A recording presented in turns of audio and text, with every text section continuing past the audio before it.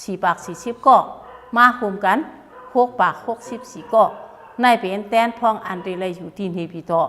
แตนพองหลวงปองซิงหลวงเมืองโฮมตุ่มตั้งสิงอันเดอยู่ในจุ่มหลวงปองซิงเมืองโฮมตุ่มตั้งสิงนั่นมี6 ปาก 64 ก็เขาเส้นให้แต่ไรคุมกันเสแตบตัดเฮ็ดสร้างปันเฮานั่นน่ะอันเข้ากว่า6 ปาก 64 ก็ในคุมกันดังมั่วๆในมากลุ่มกันมันสร้างแตบตัดกำในปาฏิพาริไรเปลี่ยนปาฏิอันเฮ็ดอสุยาอะไรทั้งกุ้ยบอกว่าได้ปาฏิอันเดิมมาในเตมีหลาย10 ปาฏิลงก็ยะปาฏิหนึ่งไข่อ่อนหูอำนั้นก็ตีเอาปาฏิกูอันมากโฮมกันเฮ็ดจุ่มลงปองสิ่งเนี่ยนะปาฏิลงปองสิ่งเนี่ยอสุยาอภัยอันว่านั่นแล้วในเฮ็ดอสุยามันตีมี3 อันในสภาตรงเนี่ยเดี๋ยวแล้วมีอสุยาอภัยห้ามลดต่ออภัยเว้นห้ามมีแก้เป็นแนดจุ่มอ่อนหู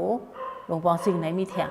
อันดังชุดไหนตีเลยเลือกเอาตีไว้ว่าเผาตีเป็นปาฏิอันไรชุ่มเลยตีเลยเป็นชุ่มอสุยะนั่นนะเขาตีเลยเลือกช่างว่าตาตีเป็นอสุยะในตีเลยมีแตนพวงครึ่งปะหรือ6 ปาก 64 6 ปาก 64ครึ่งนึงในมีกะ3 ปาก 32ก็ตีเลยหรือเลยโลแทงก้อนหนึ่งก็เพราะนั้นเนี่ยปกติตั้งอสุยะปุ่นตาเมืองโฮมตุ่มนั่นตีเลยมีแตนพวง